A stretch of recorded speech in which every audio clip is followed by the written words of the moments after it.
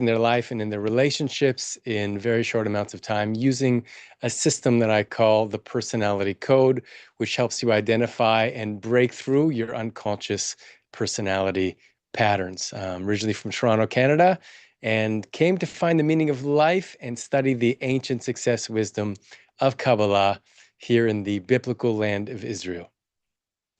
Perfect, perfect. So, first question for you, David, is a personality code. What is that, and what are the impacts on your life that it had, as well as the life of others? So what I find is that so many people today they're looking for more happiness. They're looking to step deeper into their purpose. They're looking to answer the question, who are we? Why am I here? And so basically the personality code is an ancient system of behavior that's based on the 3,000-year-old success wisdom of Kabbalah that I discovered almost 20 years ago now. And it helps people discover their unique internal wiring. Just like there's one electricity flowing through your room right now, and it's powering the air conditioner and it's powering the coffee maker. Each one of those devices uses that energy in its own unique way because it's wired in a special way. So too, you and I and everyone on this planet, we have our own unique wiring that helps us make use of this life energy that's flowing into all of us at all times. And so the personality code is a system that I developed to help people discover their inner wiring, to understand the mechanics of their machinery, to get more out of life, to feel happier, to feel more fulfilled, and to dramatically improve the quality of their relationships. I think that is very important because sometimes we don't know what we don't know, right? And we're afraid to admit what we don't know. What do you then think are maybe some obstacles that people face when they're trying to identify such patterns and ultimately change them, break them, or find new ones? I think most people are they're just on a journey to feel good and they want to enjoy life, they want to feel more fulfilled. But I think the big challenge that most of us face is that we're our own worst critic and we're our own worst enemy, meaning that there's a part of us, our ego, this part of us that developed a picture of the world when we were 4 or 5 years old and kind of created a picture of who we are and who we need to be in the world in order to be okay, in order to be safe. And the challenge is that as we grow, so our that part of our brain doesn't want that picture to change. It wants us to stay safe.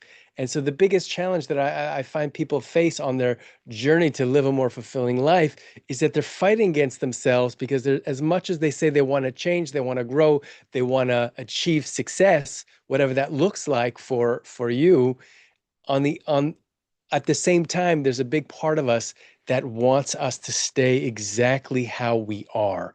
And so until you understand that dialogue, until you understand the mechanics of how the ego works and really how the personality is built, we end up wasting a lot of time and a lot of energy when in fact transformation it's very simple. It's not easy, but it's simple. And so when we can become aware of our own patterns, when we can realize some of the unconscious ways that we respond to life, we can make some pretty dramatic breakthroughs in not a lot of time. And I think that's the biggest challenge that people are facing today is that they believe that their behavior is really just random when in fact there's a very organized, structured, and powerful system to help you get more of what you want out of life. I learned that the hard way in my 20s. I was unsuccessful in the three different types of relationships: personal, professional, and romantic. Nothing was working. The only thing that worked for me was I had a good relationship with myself. Thank God for that, right? But one thing that I had to learn, which is what I learned the hard way, is I was continuing to do the same thing over and over again in hopes of getting different results. As many people say, the definition of insanity, right? But I didn't know what I wanted because even though as bad as it was, I had lots of people around me, right? It was like I was living the Facebook dream. I had 1,000 people, I had 2,000, I had 10,000, but I had quantity. I didn't have quality. When I decided that I wanted something differently, I went to someone who was much older, a group of people, and I said, the type of life that you have, how did you get there? Because they were 10, 15, 20 years my senior. And they said that one, you have to realize that not everyone is for you. And two, most of the things that you're going through is because of you. Once you could understand that you have the power to make the change, you have the power to understand, you have the power to identify, then you could start that journey. And I'm glad that you mentioned some of the reasons why people maybe struggle to identify because it brought me back to that. When you're helping your clients, David, do they sometimes feel or think, or maybe you've observed this, that maybe they're not worthy of the journey to identify these things? Yeah, I think that's a very common it's a very common obstacle that people face. And definitely it's responsible for a lot of self-sabotage on our journey to create the life that we want.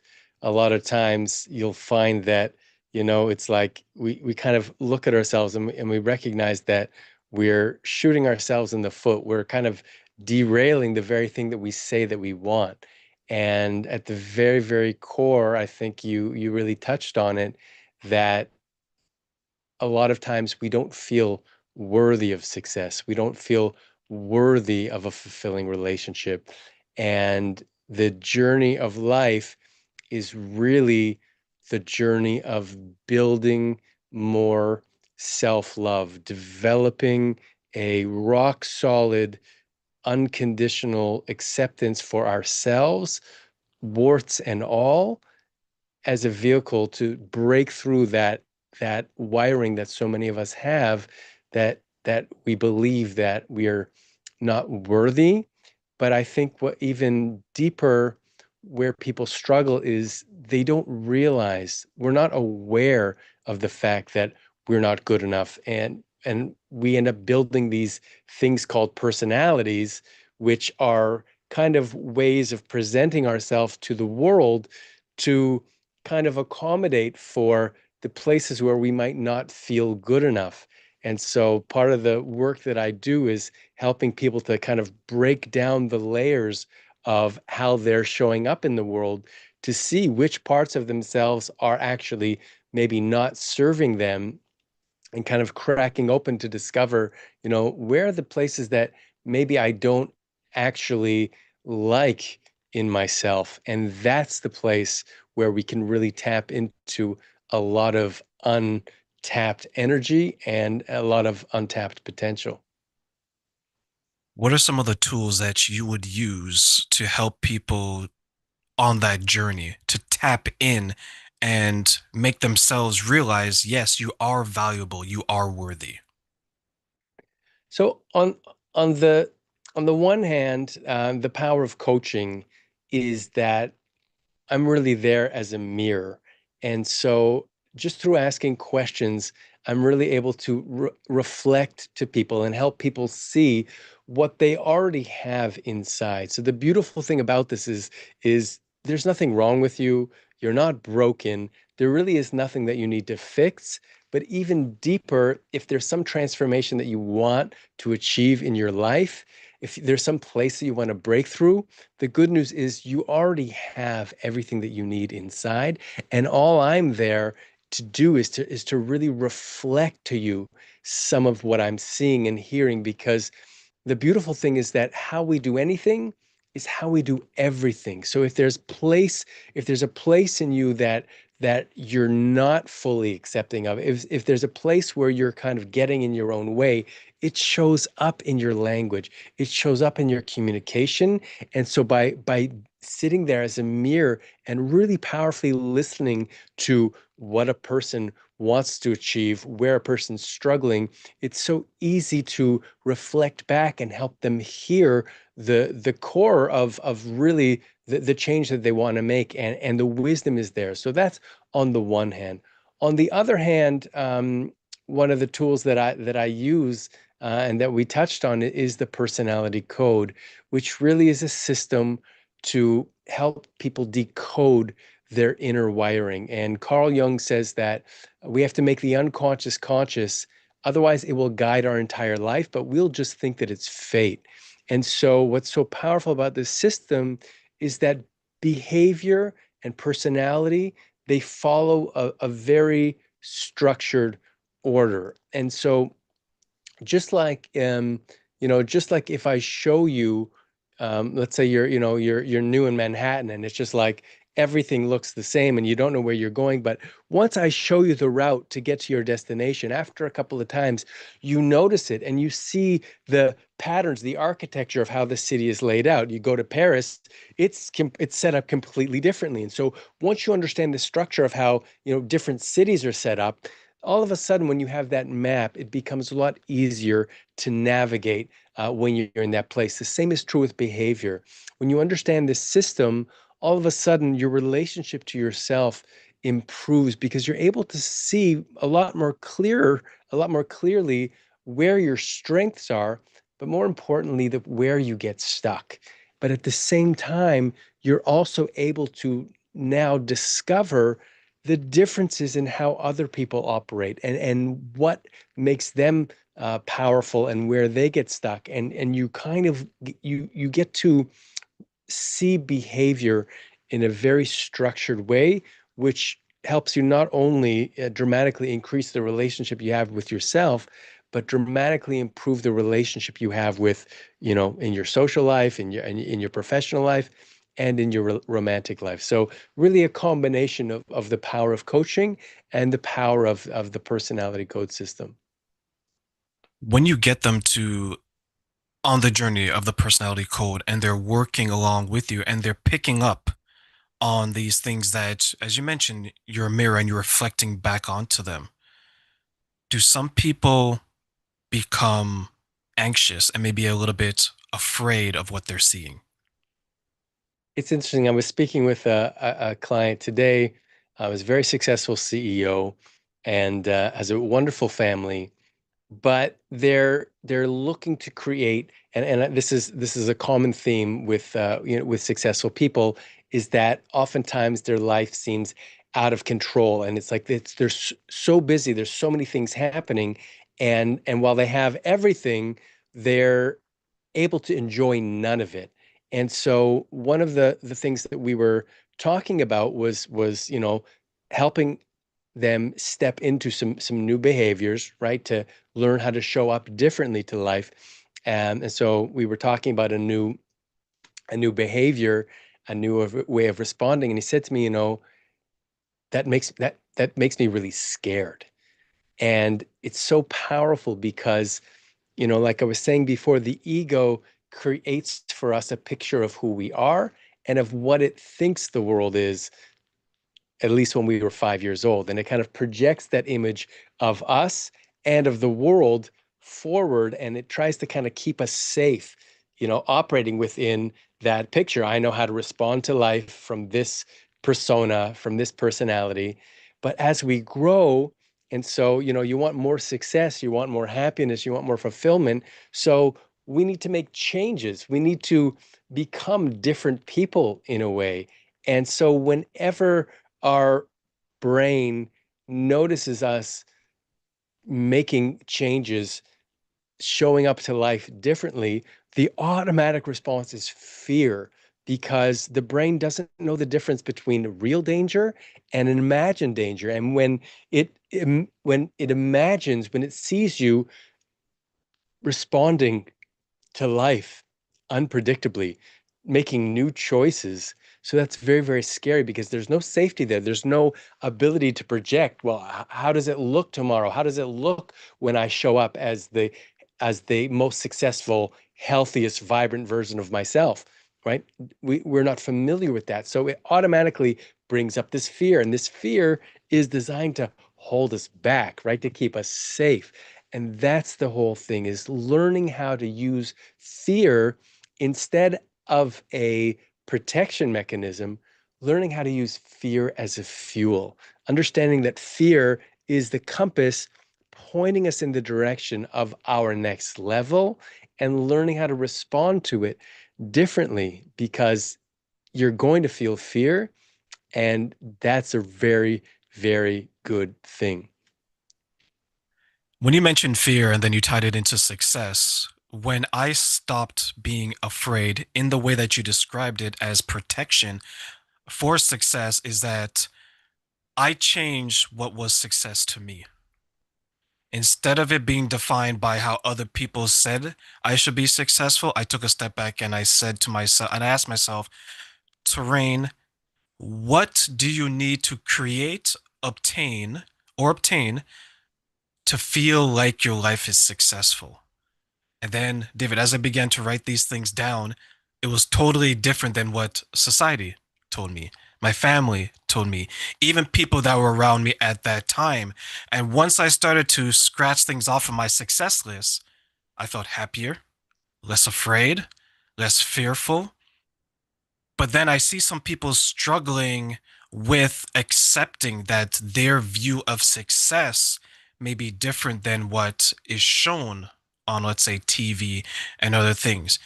How can we help people bridge the gap to help them to understand that their success is their success and how they define it and not be trapped by the success that maybe is fed to them? Sure.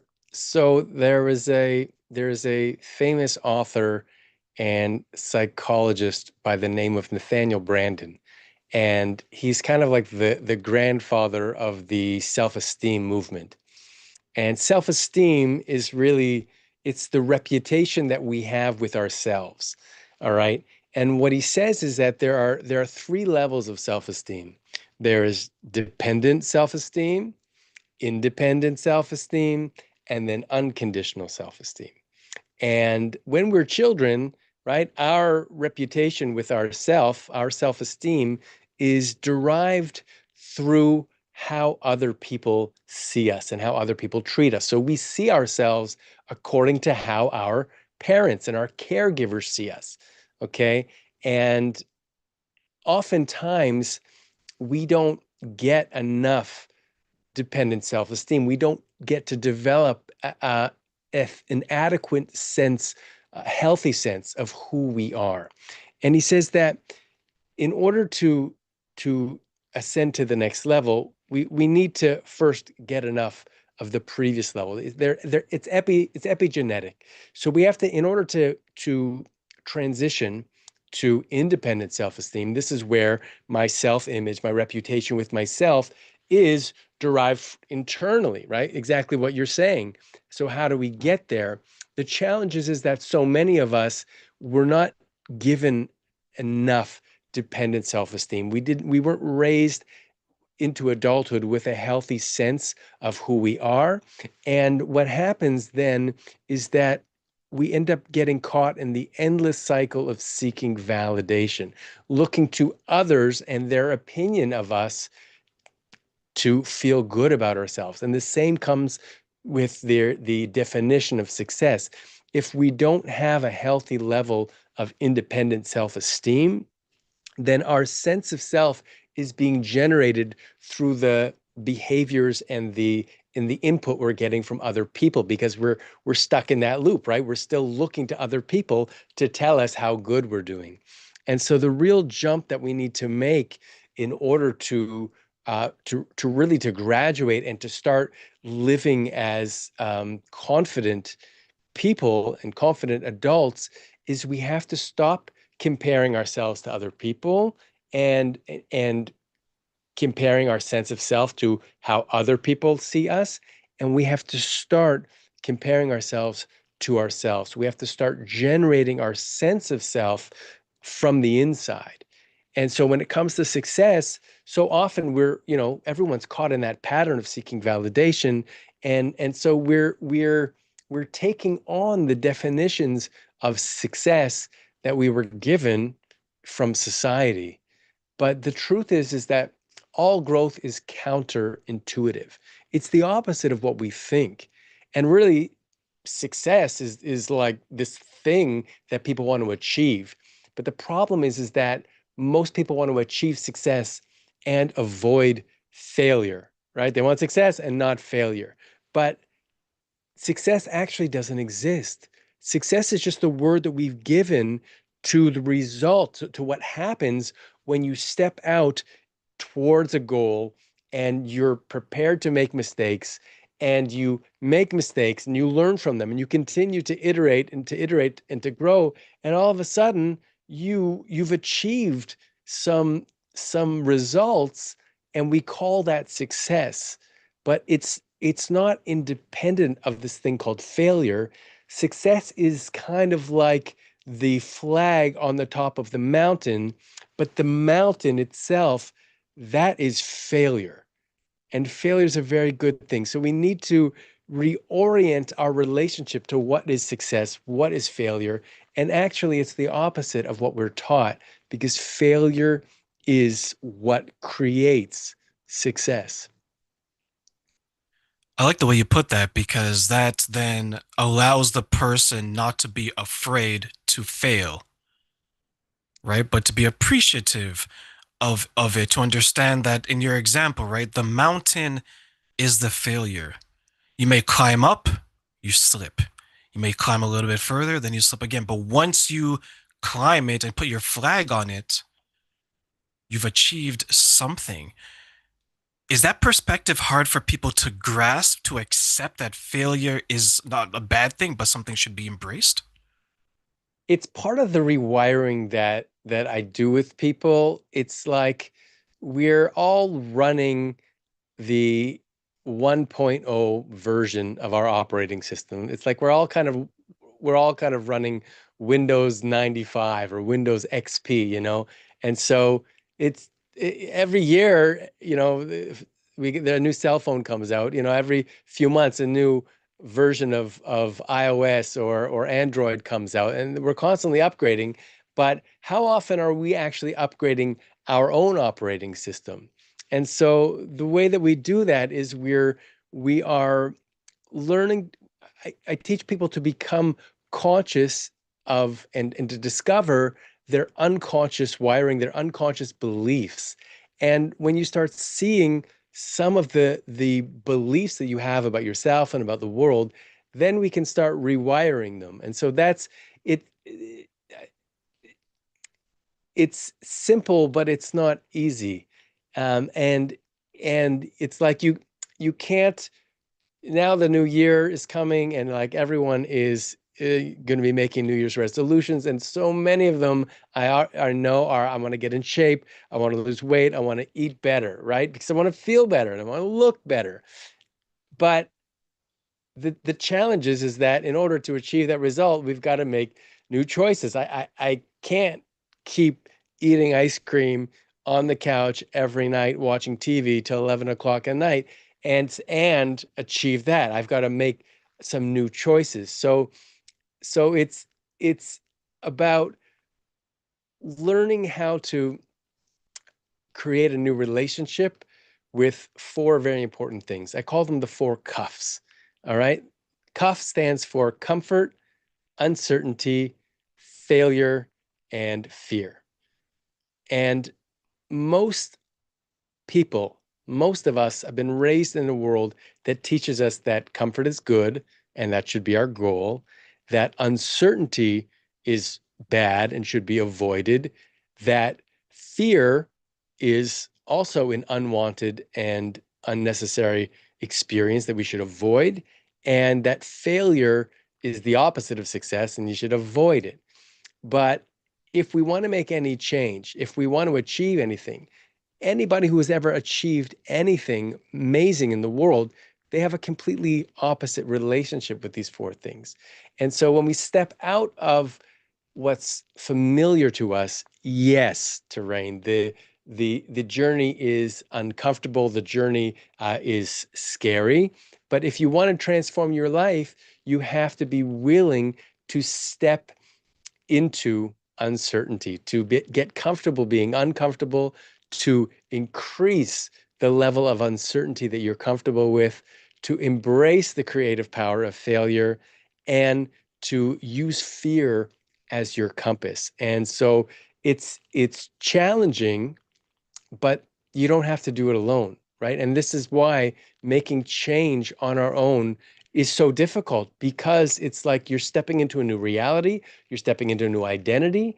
And yeah, you really do need a system, you need support. But when you have that, and when you have the desire, change can happen very, very quickly. One of my mentors, a famous coach and author by the name of Steve Chandler, he says that it's never about how to, right? People say, well, how do I change? How do I do it? How do I deal with all this fear? How do I become more successful? How do I attract a better relationship? It's never about the how to. It's always about the want to. And if you want it enough, that desire will create the momentum, the motivation for you to be willing to step out of your comfort zone and to go on this journey to transform your life. And it's uncomfortable, but at some point, the pain of staying where you are now becomes greater than the discomfort of going on a growth journey. And that's usually the time when people reach out, when they say, I'm ready to do it. And that's when their want to is strong enough, and really propels them into being able to make these kind of changes. There are those that, and I've heard this, and maybe you have, David, that will say that, well, I'm okay in the chaos. I'm comfortable in the drama because I've been here for 5 years. I've been here for 10 years. I've been here the majority of my life. I haven't died. It hasn't killed me, David. Terrain, I'm still living. But what you're proposing over here is unknown. My brain hasn't adapted. My body doesn't know it. So it is scary. What if that journey that Terrain and David want me to take on, I don't survive it?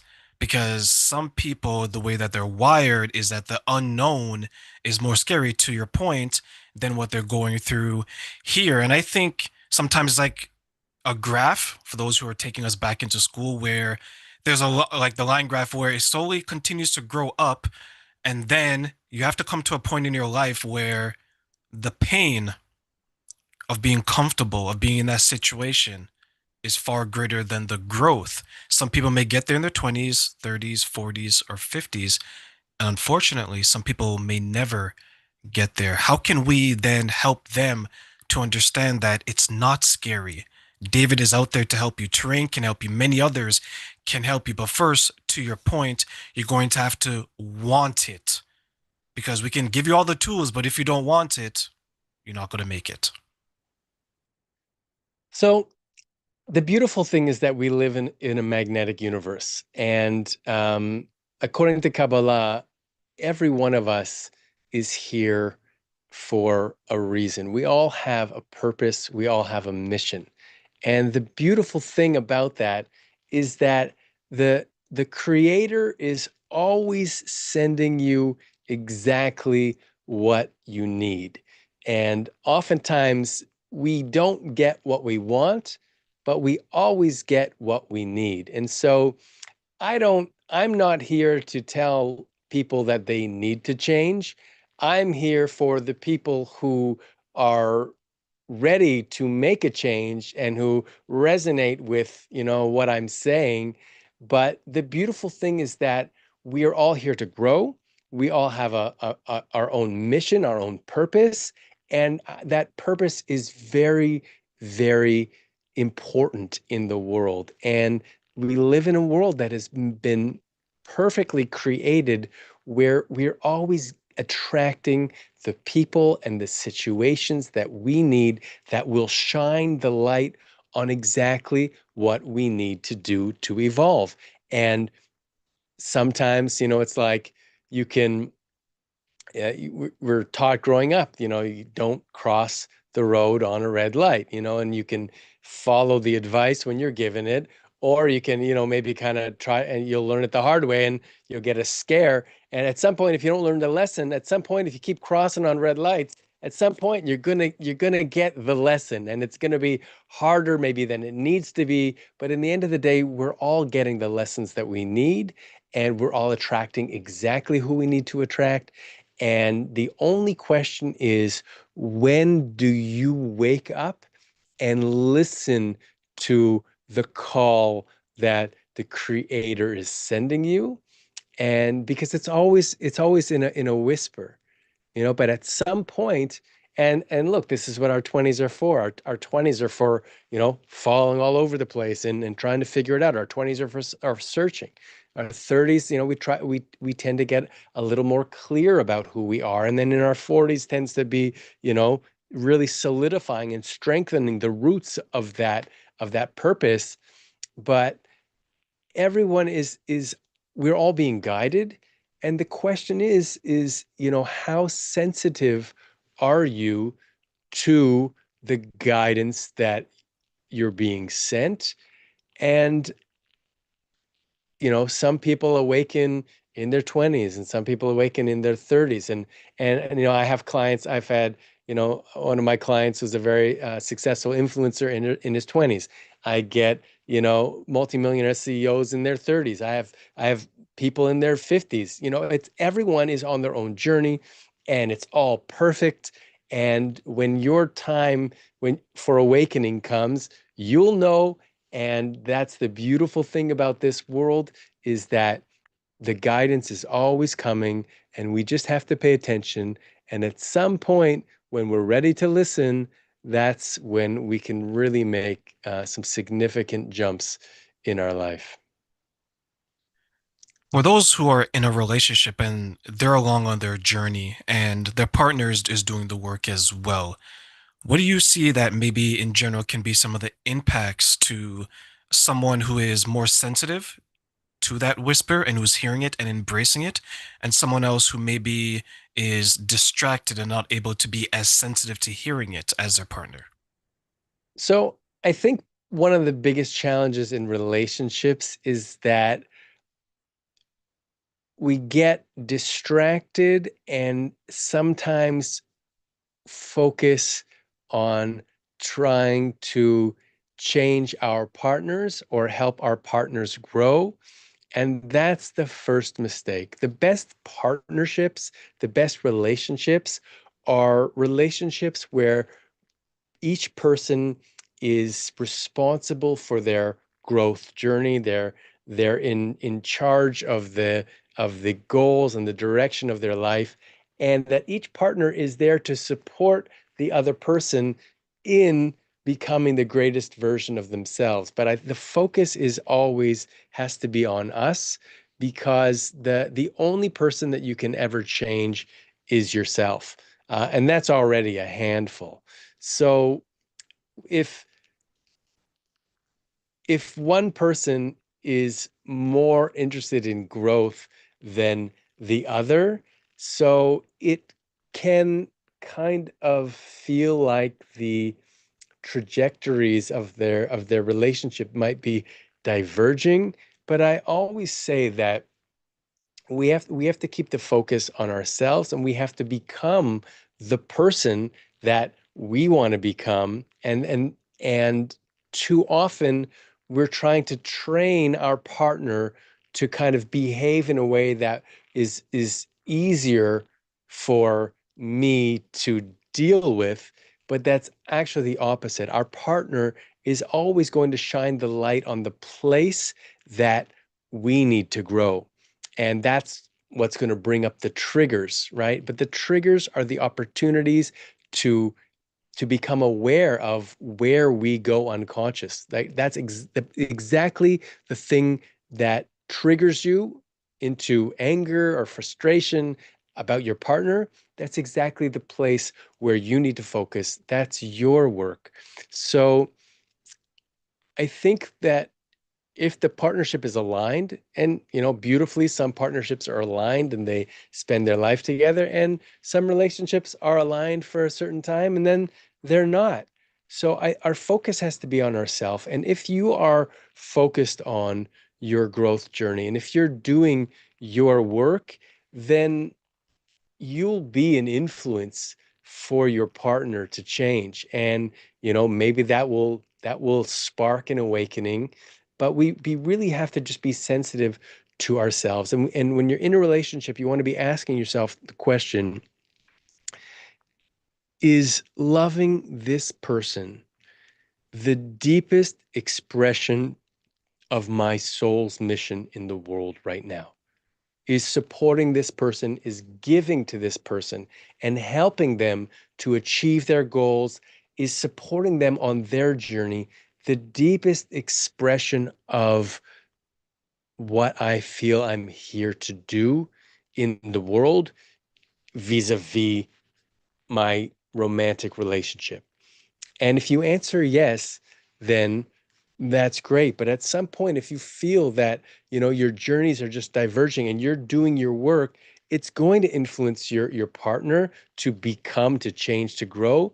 And then at some point, you might feel like, you know, this partnership, supporting this person, no longer feels like it really is the your highest purpose. And if that comes clear to you, that's how you'll know that the relationship has run its course.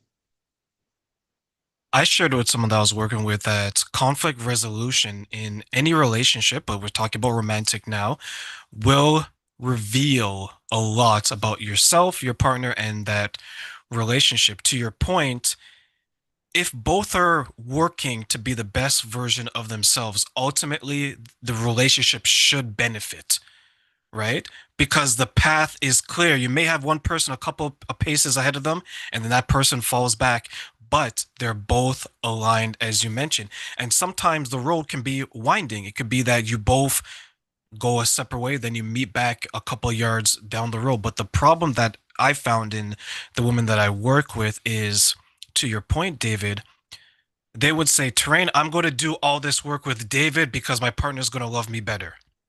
Hold on, hold on. Mm. Are you going to love yourself better if you do the work that you're planning to do with people like David and myself, right? Because that's where it starts. You can't fix someone else. You should focus on fixing yourself. Now, if your partner is going to do the work, he, she, or whomever, and you guys are going together, then that's fine. But if you're doing it to kind of make sure that the other person doesn't leave you, you have bad intentions, because then you're setting yourself up to be disappointed. Do you see some people have that expectation, David, where their journey is solely to keep the other person around and not necessarily for themselves? Sure. I mean, that's the classic definition of codependency. It's like where it's like two people who don't feel like they have enough to get through life on their own. And so it's like we've kind of partnered up to to kind of pacify each other's loneliness, to it's like, well, we both feel like life on our own is too difficult. And sure, and that's one level of relationship, right? A higher level of relationship is beyond like, what I do for you. I do this for you and you do this for me, and so it's like this give and take. Well, if you don't give me the feelings that I'm looking for, I'm not going to give you the feelings that you're looking for, and that, unfortunately, that's the status of a lot of the relationships today.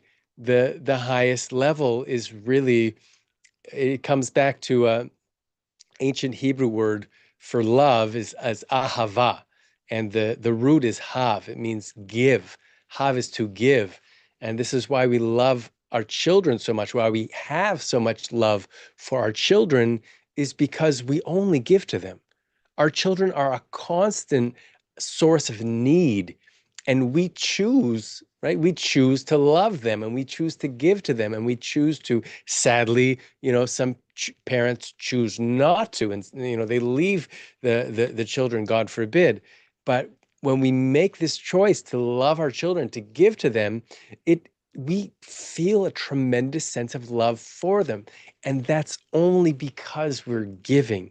And so too often the love that people are looking for in relationship is they're looking to feel a sense of love. It's like it's a selfish sense of it's a selfish desire, and no fault of their own, right? This is kind of what we've grown up with. This is what all of the Disney movies and all of the social media, this is what kind of society is projecting on us. But there's a limitation to how deep your connection can grow if you are both looking to get something from each other. Whereas the highest level is if you feel like your soul's purpose is to support this person, and through giving to them, through loving them, right? And through that, if they make that choice to love you and to be giving to you and supporting to you, that's the highest level of love. And I think if we can transition to our sense of love from what can I get from this to what can I give, then we'll experience a much deeper feeling, and the relationship will grow, and will take us somewhere that we've never felt before. And I think that's the biggest stumbling block, and the biggest potential for upgrade in relationship is how people approach the idea of love, and how can I give more love. With that said, do you then think that maybe some people have a warped or an unhealthy view of what love is or should be? I think we all do, Terrain, and I think it's by design. Certainly, some people are very privileged to uh, have been raised around unconditional love, and they experience unconditional love. And these tend to be the people who grow up to be, amazing givers, and raise amazing families. But for the majority of us, I think the place where most people are the most wounded and have the most growth to do is around the idea of love, simply because we've never truly experienced unconditional love. And so as we grow, we kind of end up searching for the example of what we had growing up. So whatever type of attention that we had growing up, sometimes you can't even call it love. Some people who grew up in really abusive situations.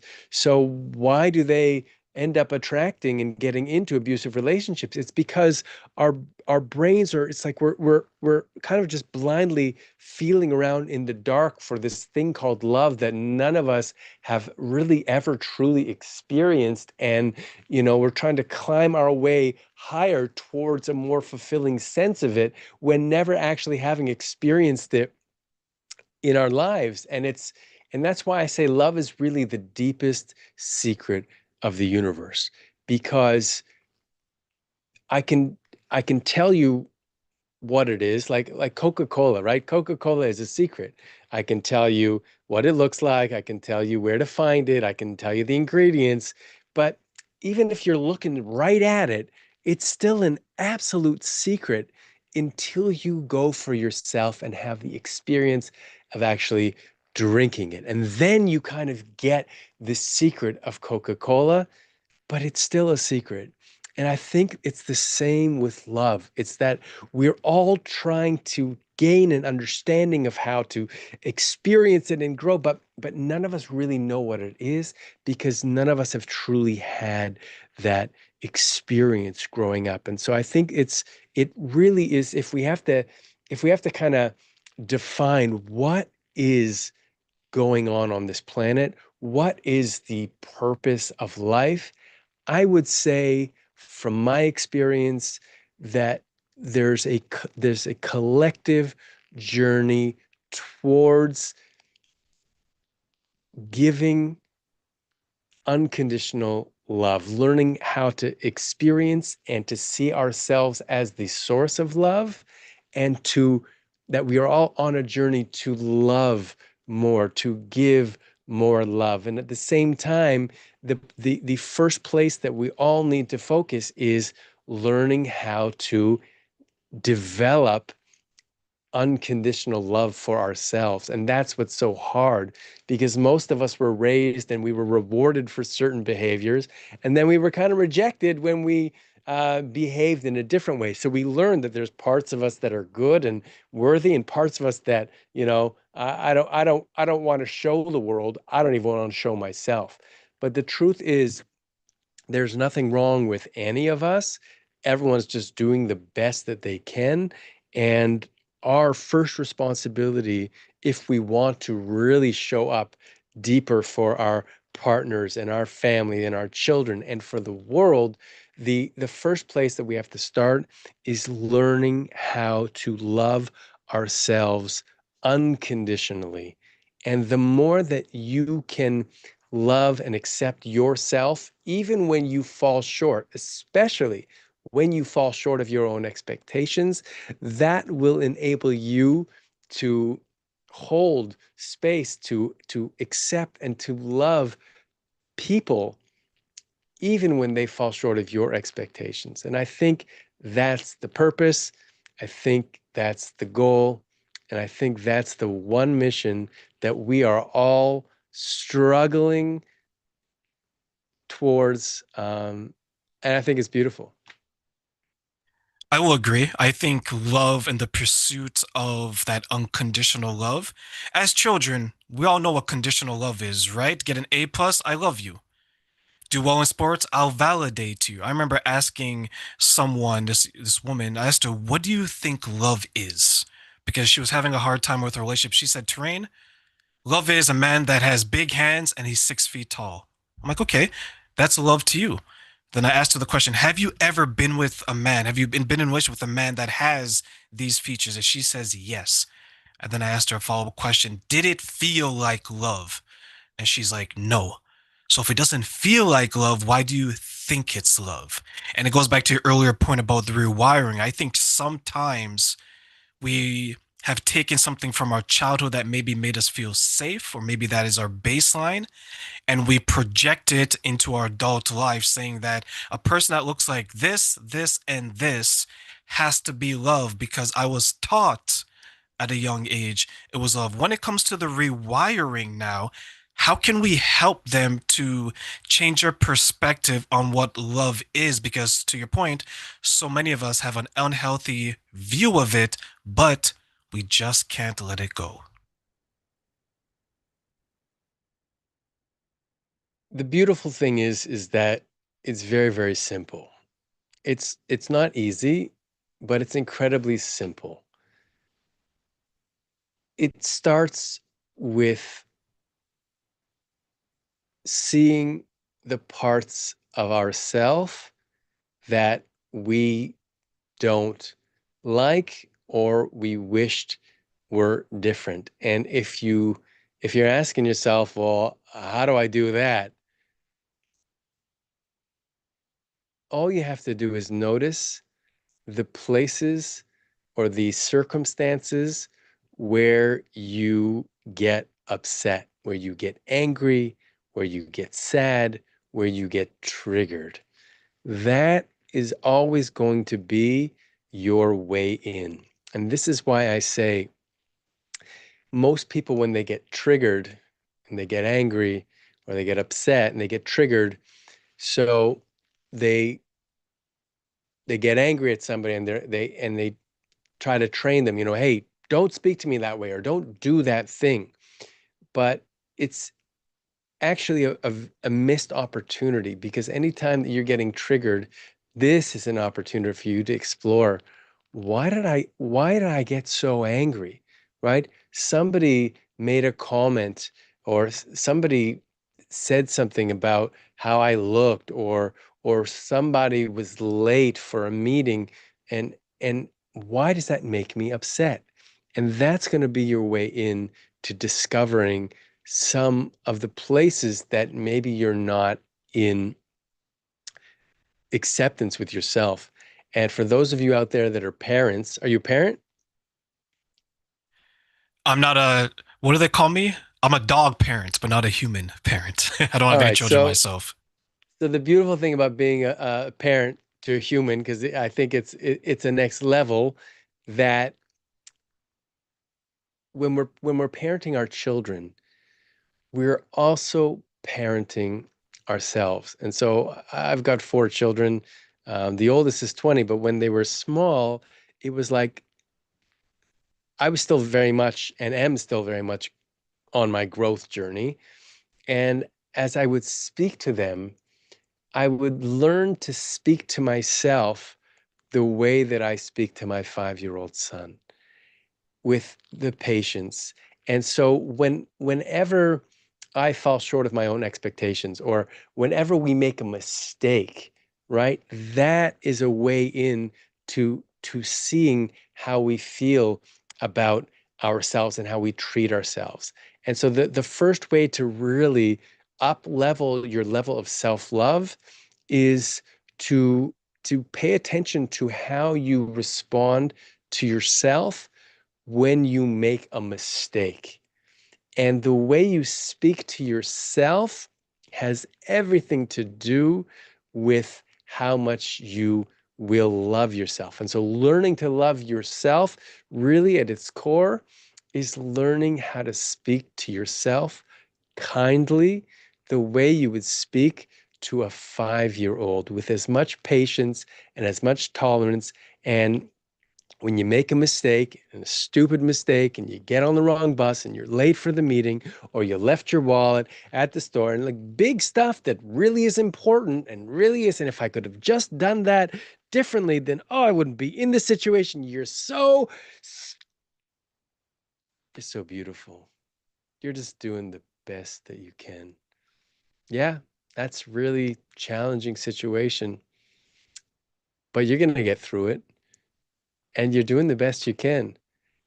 And I'm really, really proud of you, Terrain. I'm proud of you. I love you so much. And this is what getting there looks like. And you're doing a great job. And that's it. It's so simple. Just speak to yourself like you're a 5-year-old child and watch your self love skyrocket. Thank you for sharing that, David, because I'm a big proponent of loving yourself and telling yourself that. And you made a fantastic example where speak to yourself for those parents out there and those who don't have parents. This is for you as well.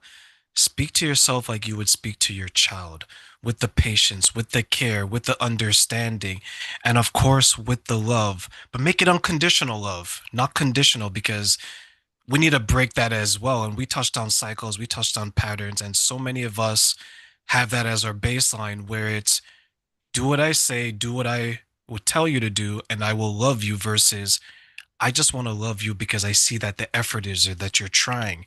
And David, let me ask you one final question before we go. I want to give you three wishes, and these are three things you can wish that people knew about this question. What are three things you wish people knew about the importance of patient communication and why? Patience and communication. What are three things that I wish people knew about patience and communicate? Well, I'll start with patience. What are three things that I wish people knew about patience? I wish people knew how radically important being patient with themselves is for creating an amazing life and improving their relationships. if if people understood how important it was to be patient with themselves and to give themselves the space to explore and to grow and to make mistakes, then self-love would be easy and relationships would be so much deeper. I think that's number one. What are three things that I wish people knew about patience? What was the question again? Yeah, three things you wish people knew about patience and communication, and why. Mm. And and I wish people knew about communication, that there is a that the purpose of communication is for the person that you are communicating with. And so I wish people knew that it's your responsibility when communicating with somebody to communicate in a way that they'll be able to hear. And so often we communicate in the way that feels good for us to hear, and it's not well received by the other person, or they're not able to hear it in the right way. But if we can take responsibility for how we communicate and recognize that we have a responsibility to put our words together in a way that the other person will be able to hear, then I think people will communicate better. And I think all of this is the core of what really enables people to give and experience more love. It's the patience and it's the communication. And so the third thing that I would say is I wish people understood that patience and communication and and being able to hold space for another person, to really hear another person, is the core